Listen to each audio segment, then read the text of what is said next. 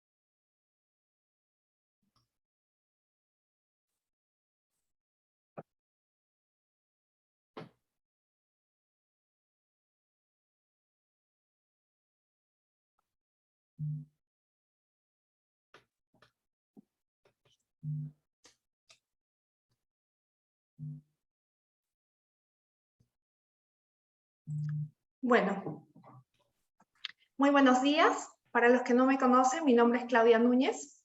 Soy abogada del área laboral de Mont Group, en la oficina de Perú. Y el día de hoy, junto con mi compañero Donald Chirinos, vamos a tratar el webinar Contratación de personal bajo la modalidad de teletrabajo en Perú. Los dejo con Donald para que pueda presentarse. Hola, ¿qué tal? Mi nombre es Donald Chirinos, soy abogado tributarista, encargado de todo lo que es el área de impuestos en la oficina de Mon Perú. Y en esta oportunidad, junto con Claudia, vamos a analizar la ley del teletrabajo, que como veremos más adelante, hay algunas descoordinaciones entre el tema laboral con el tema tributario que podrían ser importantes tomar en consideración a futuro. Lo dejo con Claudia que explique la parte específica de este webinar. Bueno, muchísimas gracias, Donald.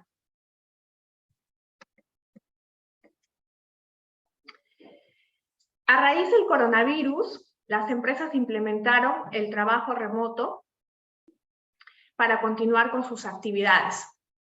Y es que con la pandemia, el gobierno peruano, para garantizar la vida y la salud de las personas, limitó la circulación en general y al mismo tiempo implementó el trabajo remoto como una forma de que los trabajadores puedan realizar sus labores desde su domicilio o el que fuera su centro de aislamiento. Ya estando controlada la pandemia, ha surgido un nuevo fenómeno laboral, y es que las empresas y los trabajadores se plantean ahora continuar con la relación laboral, pero flexibilizando el lugar del desarrollo de trabajo. Por eso hemos visto conveniente analizar la modalidad de contratación personal, pero bajo la figura de teletrabajo. Entonces, esta mañana vamos a ver la regulación del teletrabajo, qué es el teletrabajo para nuestra legislación vigente, cuáles son las obligaciones de las partes, las formalidades que se tienen que seguir para acogerse a esta modalidad de teletrabajo, cuál es la jornada laboral aplicable y las reglas de desconexión digital, qué problemáticas se está dando o se puede presentar con el teletrabajo, y aspectos tributarios importantes que se tienen que tomar en cuenta. Los dos últimos puntos de este temario van a ser desarrollados por Donald.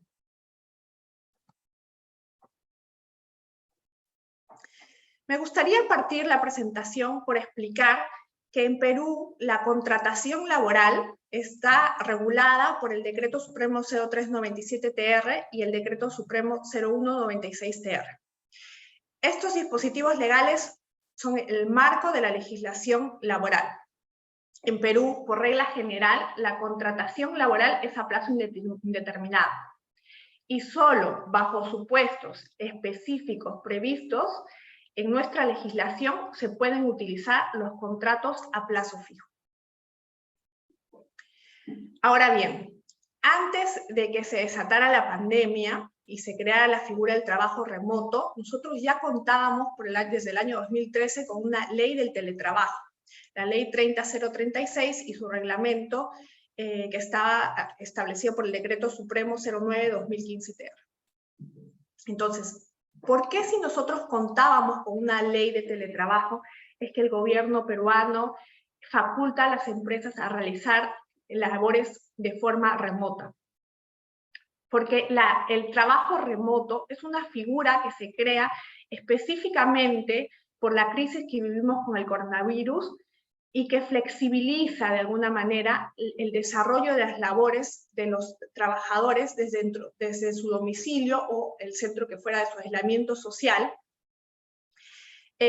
con la facultad de que esta facultad dejándosela al empleador puramente, y también flexibilizando el tema de los gastos, porque en el trabajo remoto las herramientas de trabajo podían ser proporcionadas por cualquiera de las partes, mientras que con la ley de teletrabajo no, o sea, era obligación del empleador proveer estas herramientas y tenía que haber un acuerdo entre las partes para poder implementar la ley del teletrabajo, esta modalidad. Ahora bien, esta ley, la 30036, ha sido derogada. Tenemos nueva ley de teletrabajo, la ley 31572, la estamos estrenando, recientemente se ha dictado. Y vamos a proceder a analizarla.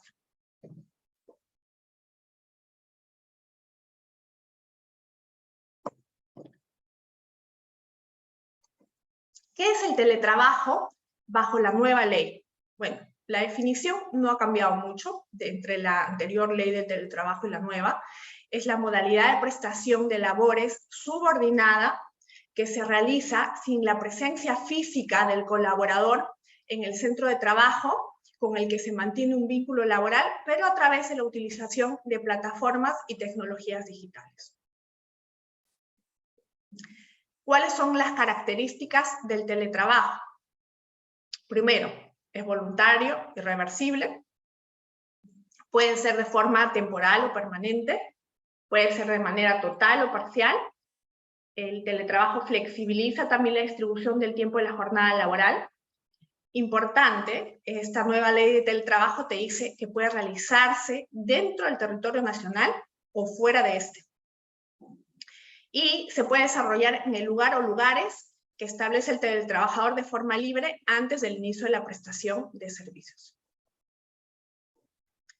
¿Cuáles son las obligaciones de las partes?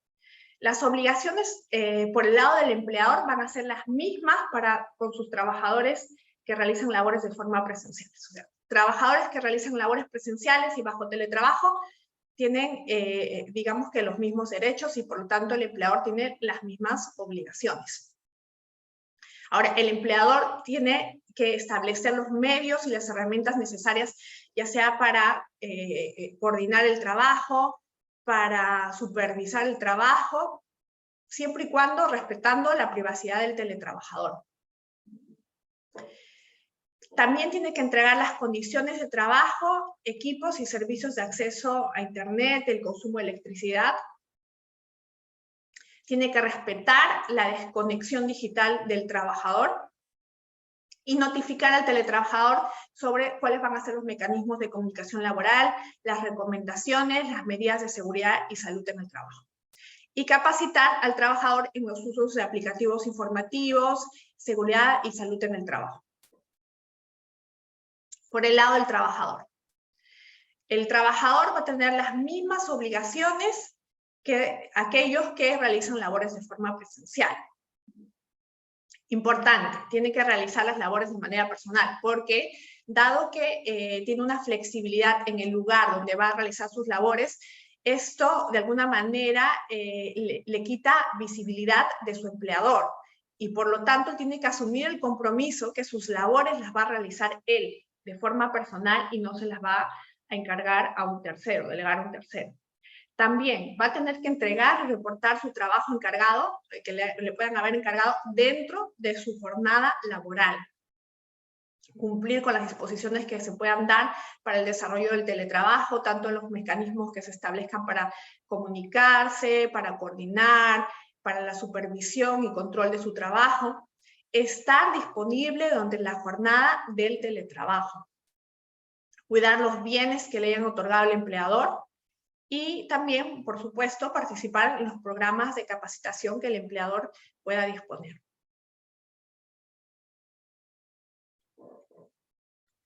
¿Cuáles son las formalidades que las partes tienen que considerar para establecer el teletrabajo? Primero es que se puede usar la contratación ya sea a plazo indeterminado o a plazo fijo. O sea, primero tienes que establecer cuál va a ser la modalidad aplicable para contratar a este trabajador. Como hemos visto, por reglas generales, el contrato a plazo indeterminado y solo en los casos establecidos en nuestra legislación se pueden utilizar los contratos a plazo fijo. Entonces, una vez que ya se ha determinado cuál es el contrato aplicable para el trabajador, es que uno puede optar por la modalidad presencial o que las labores se desarrollen bajo la modalidad de teletrabajo. Si optas por la modalidad de teletrabajo, se tiene que celebrar un contrato escrito. Y es que en nuestra legislación se establece que los contratos a plazo fijo son siempre escritos, mientras que los contratos a plazo indeterminado pueden celebrarse de forma verbal o escrita. Sin embargo, si uno opta por la modalidad de teletrabajo, aún así optes por la modalidad de celebrar un contrato a plazo indeterminado, vas a tener que documentarlo, va a tener que ser escrito. Y este contrato va a tener que cumplir ciertas características, ciertos requisitos, como establecer si es que la modalidad de teletrabajo va a ser total o parcial, va a ser permanente o temporal. También se va a tener que recoger plazos de aviso para que se puedan asistir a actividades presenciales, cuál va a ser la jornada laboral aplicable, el lugar donde se van a desarrollar las labores, qué mecanismos de comunicación, de supervisión y de control van a establecerse, y cuáles son las compensaciones económicas o los bienes que el empleador va a proporcionar. Otra formalidad importante es que los empleadores tienen que informar sobre la cantidad de teletrabajadores que han contratado a través de la planilla electrónica, el plan. La jornada laboral. Las partes pueden disponer libremente la distribución de su jornada en los horarios que mejor se adapten a sus necesidades, pero respetando siempre la jornada máxima legal y los descansos establecidos por ley. En Perú, la jornada máxima es de 8 horas diarias o 48 horas en promedio semanal, y como mínimo los trabajadores tienen un día de descanso semanal. Entonces, si bien tienes la flexibilidad y tú puedes distribuir con tu trabajador la jornada, se tiene que respetar estos límites. También se tiene que respetar el derecho del trabajador a desconectarse durante las horas que no correspondan a su jornada de trabajo. Y en el caso del personal de dirección, así como aquellos que realizan labores intermitentes o que están calificados como personal no sujeto a fiscalización inmediata, es decir, que no les aplica la jornada máxima legal, por lo menos tienen que gozar de un descanso de 12 horas continuas en un periodo de 24 horas, por supuesto, además del descanso semanal que le corresponde, las licencias, el descanso de los feriados y también de las vacaciones. Y ahora vamos a ver la problemática que está surgiendo con el teletrabajo, que bueno, va a ser tratada por Donald. Vemos que, por ejemplo, un caso que se presenta es el cambio de modalidad de prestación de servicios. Los trabajadores que realizan labores bajo la modalidad de teletrabajo pueden solicitar su cambio a labores presenciales, y aquellos trabajadores que realizan labores presenciales también podrían solicitar a sus empleadores realizar labores bajo la modalidad de teletrabajo o viceversa. Sin embargo, el empleador va a tener la facultad directriz, es decir, si procede el cambio, no procede el cambio, si es que existen razones que lo ameriten. Pero es importante tener en cuenta que la respuesta la tiene que dar con un tiempo de 10 días hábiles. Caso contrario, operaría una aceptación tácita. Otra problemática que ya Donald la va a desarrollar a detalle es el lugar designado para la realización de labores. Es que en algunos casos puede darse que el trabajador decida realizar sus labores fuera del país.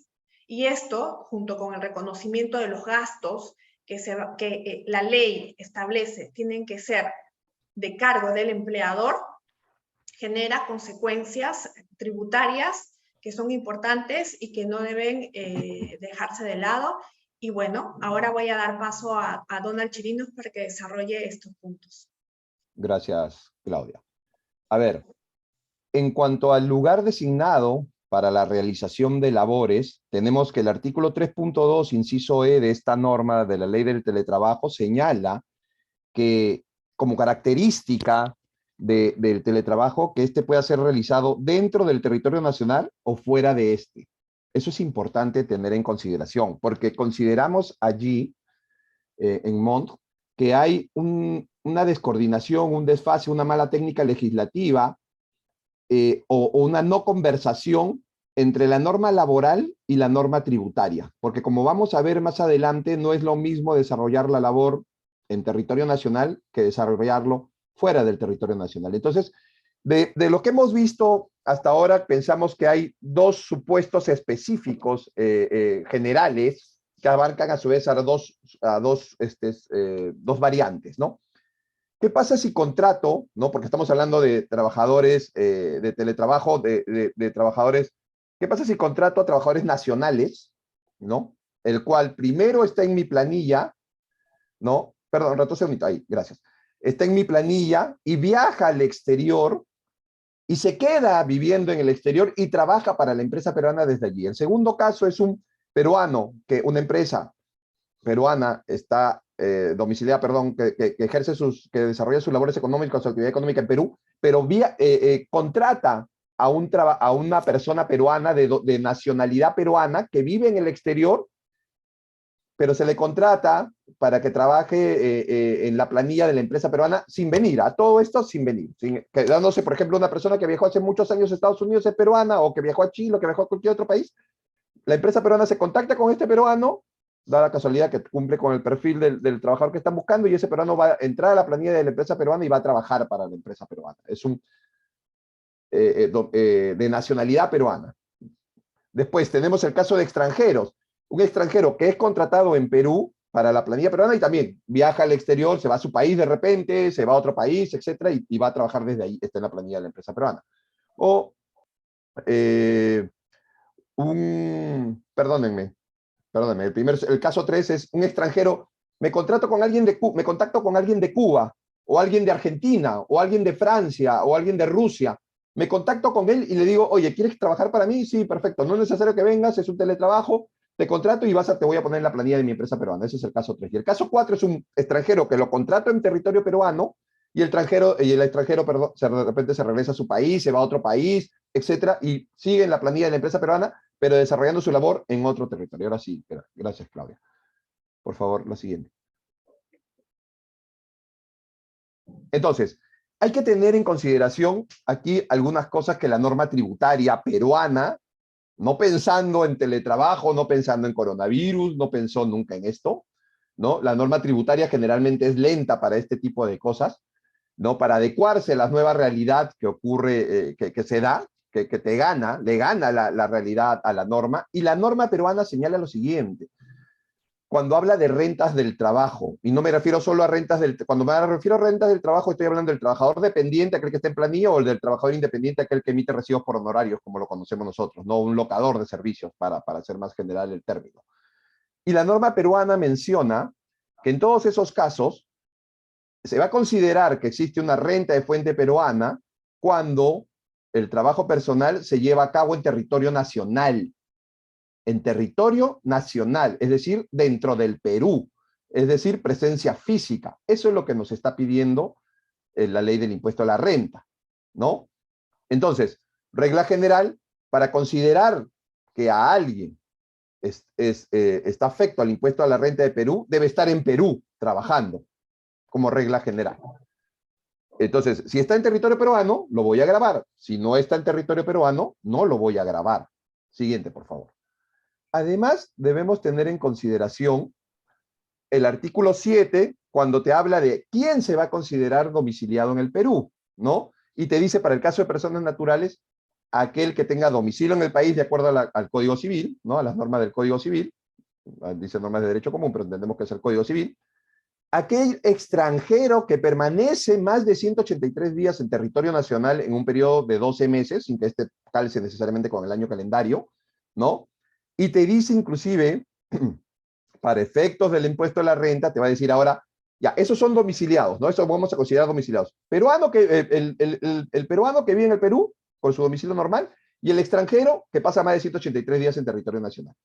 Pero te dice otra cosa más, porque claro, ya en la técnica legislativa de este artículo te dicen, vamos a decirte quiénes van a considerar domiciliados, pero ahora vamos a hablar de cómo se pierde la condición de domiciliado. Y te dice, se pierde la condición de domiciliado cuando se adquiere la residencia en otro país y haya salido del país. Es conjuntivo, 2 requisitos. Adquirir residencia en otro país y que salga, obviamente, del Perú. Y el otro, ¿no? Te dice, en el supuesto que no pueda acreditarse la condición de residente en el otro país, una persona se va a considerar que ha perdido la condición de domiciliado cuando permanezca fuera del país más de 183 días. Estoy leyéndolo de manera negativa, porque acá te lo dice de otra manera, ¿no? Entonces, cuando pasa de 183 días fuera del territorio nacional, un domiciliado peruano, ojo, no estoy hablando de nacionalidad peruana no, estoy hablando de residente, hay que hacer siempre la distinción. Una cosa es ser residente, otra cosa es ser nacional, de tener nacionalidad peruana.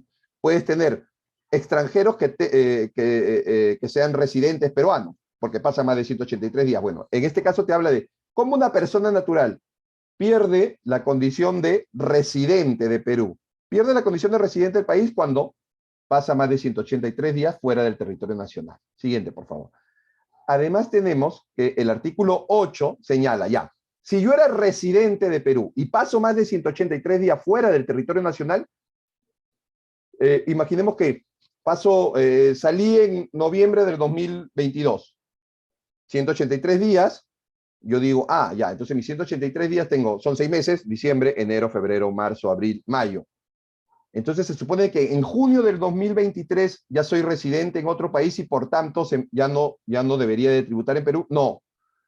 Cuando se hace el cambio de residencia, recordemos que existe la norma del artículo 8 que señala, como el impuesto a la renta es anual, se pierde la condición de residente y por tanto se deja de estar grabando en Perú al 1 de enero del año siguiente al que cumplí los 183 días. Eso es importante. Entonces, cualquier cambio que surja a lo largo del año de mi condición de domiciliado recién surte efecto al 1 de enero siguiente. Solo va a ser el efecto inmediato si adquiero residencia en otro país. ¿no? Pero para eso tengo que demostrarlo. Siguiente, por favor. A continuación vamos a analizar los casos en específico, ¿no? Entonces, caso 1, peruano que se va del país, residente peruano que se va del país a trabajar al exterior por la empresa peruana. Y sigue en la planilla de la empresa peruana, ¿no? Esa persona es residente en Perú. Estamos hablando de personas que se van por si acaso más de 183 días, ¿ya? Ese residente peruano se le va a tributar como residente peruano y cuando va de repente a pasar más de los 183 días y se le va a seguir considerando residente peruano hasta el 1 de enero del año siguiente, ¿no? Por ese tramo durante el cual, dentro de los 183 días o hasta antes del 1 de enero, o sea, hasta el 31 de diciembre del año siguiente que cumple los 183 días fuera de territorio nacional, se le va a considerar peruano y por tanto va a tributar por renta de fuente mundial. Y sigue tributando en Perú, perfectamente. Es decir, el empleador le sigue reteniendo. A partir del 1 de enero del año siguiente, que cumple los 183 días fuera de territorio nacional, consideramos que ya no genera renta de fuente peruana, porque su trabajo no lo está desarrollando en territorio nacional, lo está desarrollando en el exterior. Y por tanto, si está trabajando en el exterior, ya no deberíamos retenerle, el empleador ya no debería retenerle por renta de quinta. Otra cosa, y por eso lo pongo entre paréntesis, es que él debería tributar en ese país donde está, ¿no? En principio. Eso es lo que debería hacer. Debería tributar en el país donde está. Pero eso no es un tema que nos atañe a nosotros. Es simplemente hacer un comentario respecto a que, obvio, esta persona no queda en el aire, no quiere decir que no tribute en ningún país. Quiere decir que tiene que tributar en el país donde esté. Pero, entonces es como funciona según este caso, ¿no? Estuve en planilla, me fui al exterior, después de que cumpla los 183 días al 1 de enero del año siguiente, ya no tributaré en Perú. Por el tiempo anterior, sí, ¿ya? Y ahí viene pues toda una consecuencia, que no sé si Claudia la vemos ahora en la última lámina, porque casi todos tienen el mismo... Sí. Entonces hay un tema que, ya, lo vemos, falta salud, CTS, AFP. Esas cosas, que son laborales básicamente, habría que ver qué se hace en esos casos. Siguiente, por favor. En el caso 2, es un poco más sencillo. ¿Por qué? Porque es sencillo, le digo, porque es un peruano, ¿no? De nacionalidad peruana, una persona de nacionalidad peruana que vive en el exterior, ¿no? Que vive en el exterior, o sea, no es domiciliado peruano para efectos del impuesto a la renta, él vive en el exterior hace mucho tiempo, hace 5 años, 10 años, lo que sea, cumple con el perfil que necesita la empresa peruana y obviamente lo contrata la empresa peruana por el perfil que tiene y lo quiere ingresar a su planilla. En ese caso, no genera una renta de fuente peruana, nuevamente porque no desarrolla la labor en territorio nacional y se entiende que la empresa peruana no debería retenerle. Debería, nuevamente decimos, debería tributar en el país donde reside. Siguiente, por favor. Ahora vamos a pasar al caso de los extranjeros, ¿no? Un extranjero, o sea, un nacional de otro país, pero sí residente en Perú, ¿no? Porque vive en Perú más de 183 días hace mucho tiempo, la empresa peruana lo contrata, ¿no? Igual que en el caso 1, él decide irse al exterior o volver a su país, y luego de los 183 días que esté fuera del país, ya no se le va a considerar residente peruano, y por tanto ya no debería hacérsele retención por la labor que realiza o por el dinero que recibe producto de estar en la planilla de la empresa peruana, ¿no? Igual sigue habiendo el tema de salud CTS-FP, que en la siguiente lámina Claudia la va a comentar. Por favor, la siguiente. Y finalmente tenemos el caso 4, ¿no? Este sí es un nacional de otro país que vive fuera de Perú, obviamente, vive en su país, y que cumple con el perfil de la empresa, y la empresa lo contrata y lo pone en su planilla. Esa persona nunca fue domiciliado peruano. Esa persona no genera renta de fuente peruana, y por tanto no se le debería retener. Se entiende que este tributa en su país de residencia, ¿no? Entonces, esos son los 4 casos que, como ven, la ley de teletrabajo te dice, puede desarrollar dentro y fuera del territorio, pero los congresistas no se han percatado de que, claro, el teletrabajo es así ahora, puedes estar en cualquier país del mundo trabajando, pero tiene un efecto tributario que no se ha recogido aún porque, claro, las normas tributarias no están preparadas. Además, que cabe decir que a nivel de legislación internacional sería bastante extraño, ¿no? Que, por ejemplo, una empresa peruana le retenga por el trabajo que realiza fuera del país a un americano que está en Estados Unidos, no sé, Miami, trabajando para la empresa peruana, que la empresa peruana le retenga por el trabajo porque nunca vino al Perú, ¿no? Está fuera del territorio nacional. No genera una renta de fuente peruana según las bases jurisdiccionales del impuesto. Entonces sería bien extraño que una legislación diga a un extranjero le vamos a retener por más que él desarrolle su labor en su país. Sería un poco extraño, ¿no? Y de repente hacer un comentario en cuanto a al CDI, que no lo he puesto, pero analizándolo, los convenios para evitar la doble imposición celebrados por el Perú señalan que Perú retendría, no, perdón, la regla general es que el nacional de otro país con el que es celebrado convenio, que desarrolla una labor para una empresa peruana, la empresa peruana no debería de retener. Se señala que cada persona, cada domiciliado, perdón, cada país donde domicilia el trabajador extranjero debería de retener. Y te pone, salvo que esa persona, por ejemplo, ese suizo, estuviera en Perú por más de 183 días. En ese supuesto, sí dice la norma, deberíamos de retenerlo. Pero si este suizo realiza la labor desde allá, o viene al Perú por menos de 183 días, tributa en Suiza, como tal, ¿ya? Y en el caso de la comunidad andina, la decisión 578 es más específica todavía aún, porque te dice de manera expresa, se va a retener donde la labor sea desarrollada, en el país donde la labor se desarrolle. Si tengo a un colombiano en la planilla de Perú y el colombiano desarrolla su labor desde Colombia para la empresa peruana, el propio convenio, la propia CAN, la propia decisión 578 señala, es en Colombia, porque no se movió de Colombia. Si viene de Perú, retengo en Perú, pero como está en Colombia desarrollando la labor, Perú no puede retener. Se hace el pago del impuesto en su país de residencia. Y ahora sí, la dejo con Claudia para que haga el comentario acerca de salud, CTS, AFP. Gracias. Bueno, efectivamente, la nueva ley de teletrabajo abre la posibilidad de que las labores se puedan realizar bajo esta modalidad dentro del país o fuera.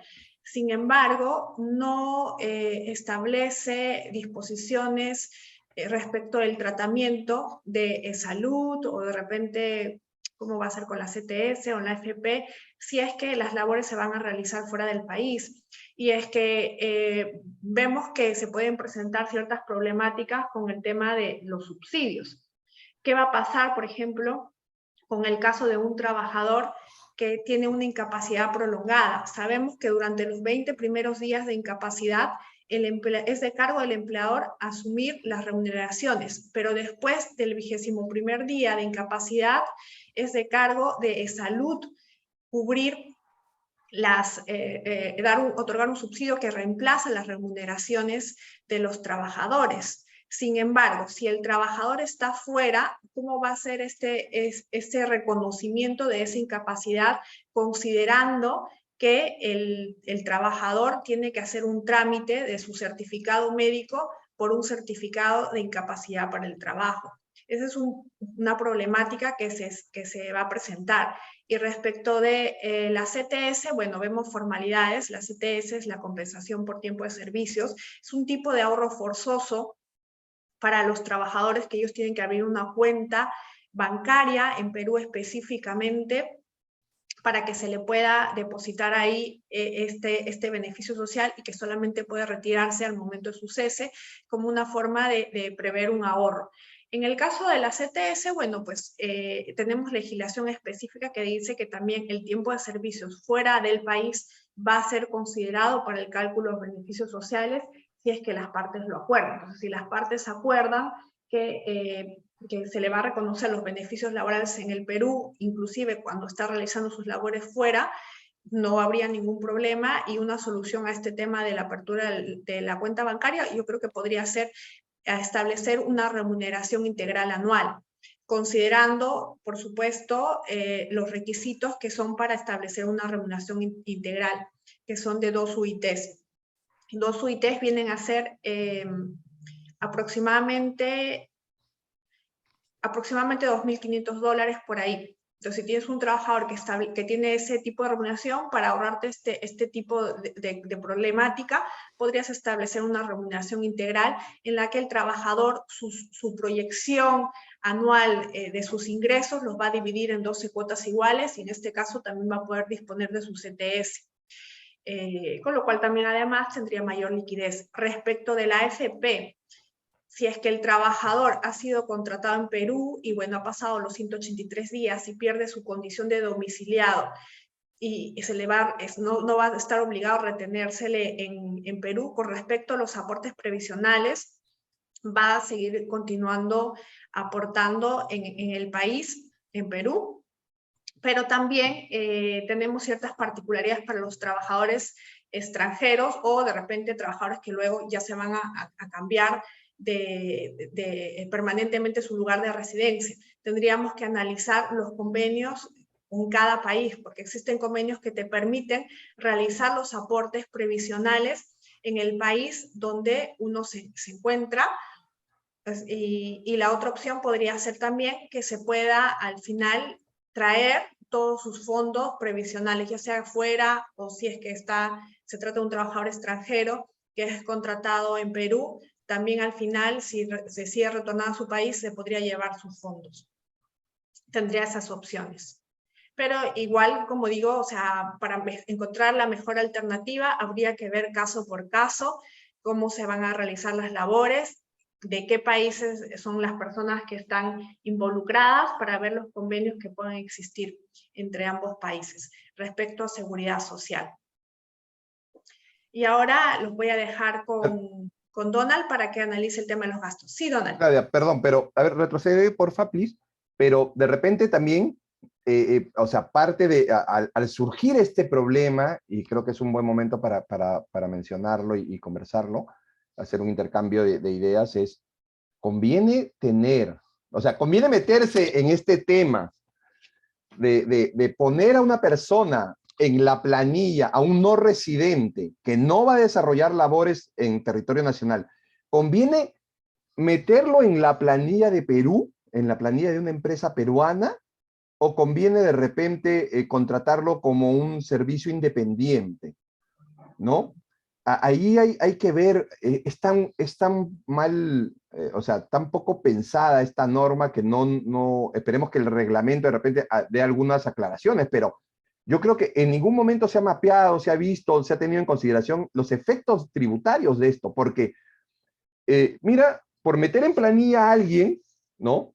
Sobre todo gente que no ha estado en planilla, ¿no? Me refiero, voy en el caso de que contrato a alguien del exterior, a un no residente, para ponerlo en la planilla, es que me queda la duda, tengo que ver el salud, tengo que ver la FP, tengo que ver la CTS, etcétera. Entonces conviene, y se va a grabar con lo que vamos a ver a continuación. Entonces, y yo diría más, ¿no? Imaginemos que yo como empresa voy tributando un peruano o un extranjero, todos residentes de Perú, peruano residente, extranjero residente en Perú, están en mi planilla, y yo lo vengo tributando, yo vengo grabándolo con la escala progresiva proporcional en renta de quinta, presento mi plame y él está. Y después que pasan los 183 días, el 1 de enero siguiente a los 183, dejo de pagar. Dejo de pagar, porque corresponde técnicamente, según la ley del impuesto a la renta, ¿no? Dejo de retener quinta. ¿Qué me va a decir la administración tributaria? ¿Qué va a pensar? ¿Qué va a decir? Oye, a ver, un momentito.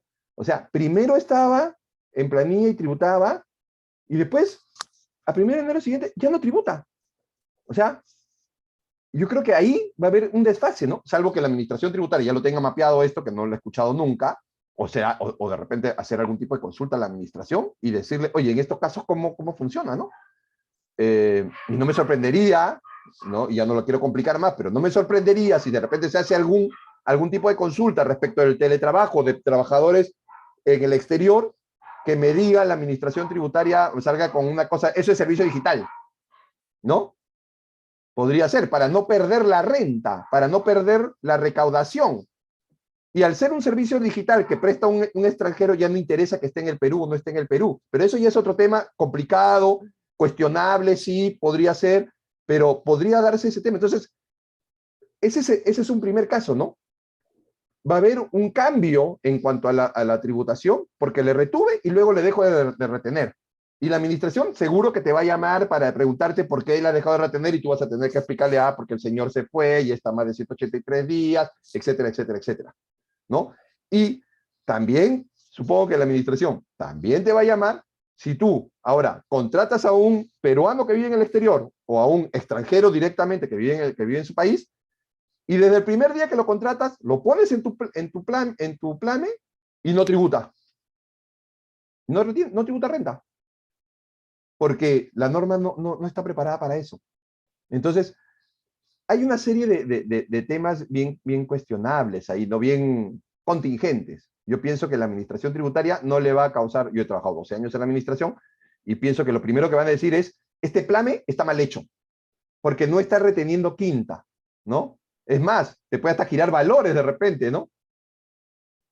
O multa por no retener, o retener y no pagar, etcétera. O sea, es un poco complejo. Yo creo que deberíamos pensar en hacer algún tipo de consulta a la administración. Claro que las consultas a la administración se demoran una eternidad hasta que te den respuesta, pero algo hay que hacer porque esto se puede complicar un poco. Disculpa la Claro que sí, interrupción. Donald. Y además es recomendable hacer un planeamiento previo cuando se va a presentar alguno de estos escenarios para efectos de ver si realmente conviene seguir manteniendo a esta persona en planilla por aspectos como los que hemos tratado. ¿Qué va a pasar con el tema del subsidio? ¿De qué le va a servir a esta persona o cómo se va a manejar el tema de la salud cuando esté fuera?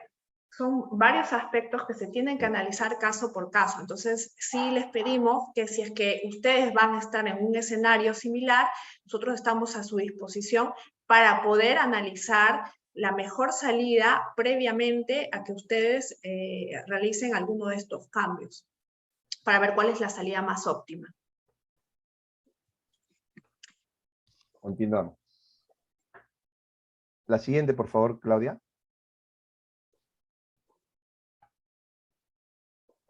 En cuanto a los gastos, creo que lo ves tú, ¿no, Claudia, este primero? ¿O lo veo yo?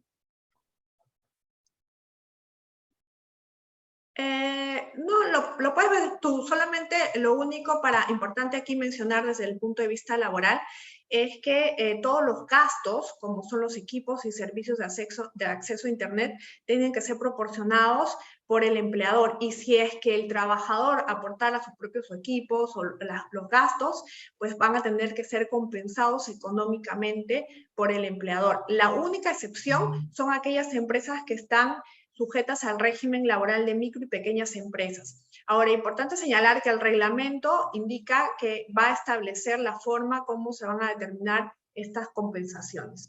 Sin embargo, hoy en día ya tenemos alguna casuística y temas tributarios que Donald nos puede ilustrar. Siguiente, please.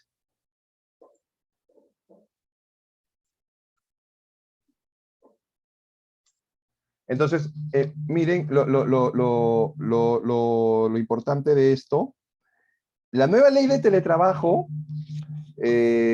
señala que la compensación de gastos, como reitero, ¿no? Los gastos por internet y luz los asume el empleador. Ojo, que dice, los asume el empleador siempre y cuando se han desarrollado su teletrabajo en el domicilio del trabajador, ¿no? Y te dice una cosa más, esto es condición de trabajo, ¿no? Entonces es un dinero que se entrega a un trabajador, ¿no? Y que obviamente la administración tributaria, cuando analiza el tema de trabajadores, de condiciones de trabajo, lo que te dice es, hay que demostrar que el dinero que se entregó es equivalente o menor para lo cual se iba a dirigir este gasto, este dinero, ¿no? Yo te doy 100 para que tú pagues tu servicio de luz y yo tengo que demostrar que esos 100 que te di es íntegro para el pago de la luz y no que 100 se quedaron, el recibo de luz era 80 y tú te quedaste con 20, porque si te quedas tú con 20 trabajador, quiere decir que ese exceso, que no es condición de trabajo, viene a ser en realidad una remuneración para ti, porque es un beneficio, porque es de libre disposición para ti. Entonces, hay que tener en cuenta todas esas cositas, ¿no? Por ejemplo, otra cosa que también con Claudia conversábamos, ya. Tiene que ser en el domicilio del trabajador estos gastos. ¿Y cómo demuestro que es el domicilio del trabajador de alguien? Si tengo un recibo de luz y no sale el nombre de él, sale el nombre de su papá, o sale el nombre, por ejemplo, que en mi casa sigue saliendo el recibo de luz, sigue saliendo al nombre de la constructora del departamento. Eso no es, ¿cómo demuestra? Tendría que adjuntar yo mi contrato de compraventa del departamento y todo eso para que haga el análisis, la administración, porque de hecho que te va a pedir, ¿no? Por más, ya, claro, ahora podemos también hablar de que son 100, 50, es poquito, sí, pero en algún momento puede ser que te lo pida. Entonces, cuando hay condición de trabajo, se entrega para prestar los servicios, es lo que dice incluso el Tribunal Fiscal, ¿no? Son bienes o pagos indispensables para viabilizar el desarrollo de la actividad laboral. Eso lo dice expresamente el Tribunal Fiscal en algunas resoluciones que hemos encontrado, ¿no? Bienes o pagos indispensables para viabilizar el desarrollo de la actividad laboral. No debe generar una ventaja patrimonial para el trabajador, no forma parte de su remuneración y no es de libre disposición. Por tanto, hay que tener en consideración todo esto. El dinero que le entrego, mi sugerencia, nuestra sugerencia, Mon, es demuestra. Te doy por internet 80, ya bueno, que tu recibo donde diga el internet diga 80, pues, ¿no? O diga menos, ¿no? Si es de luz, da 100, bueno, que tu recibo de luz diga 100 o más, ¿no? Siempre que diga 100 o más, el monto que doy o más, ¿ya? Entonces, ese es el tema, por si acaso, en este caso. Siguiente, por favor.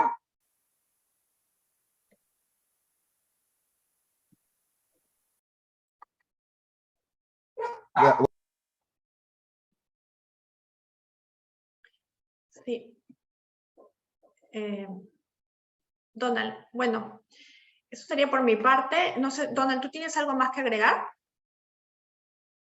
No, yo no tengo nada más que agregar y quedo más bien a su disposición, quedamos a su disposición para cualquier cosa que decidan contactarse con nosotros. Sí, estamos, bueno, podemos dar unos cuantos minutos para preguntas. A ver, tenemos una pregunta. Dice, además de salud, AFP y CTS, ¿cómo queda la obligación del seguro de vida ley? ¿Quiénes contratan en el exterior? Efectivamente, o sea, son temas que la nueva ley de teletrabajo no ha regulado, no están reguladas. Vamos a esperar el reglamento, aunque dudo mucho que el reglamento también nos dé más luces sobre qué es lo que va a pasar. Entonces vamos a tener que analizar caso por caso que se vaya presentando para buscar soluciones. Entonces, bueno, eso es. A ver, vamos a ver si es que hay alguna pregunta adicional. No, no tenemos más preguntas. Permíteme, es Sí. un tema complejo, como digo, y cada caso hay que analizarlo de manera específica, sobre todo ver bien las condiciones de ese trabajo, ¿no? De ese trabajador que se va, si se va por siempre, si se va por 6 meses, por 3 meses, ese tipo de cosas tienen que tenerlo muy bien mapeado y determinado para poder tener el tratamiento adecuado a cada caso concreto.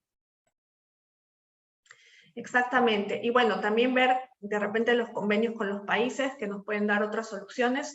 Próximamente vamos a ver otros webinars, de repente multipaís, y para analizar casos de manera más concreta.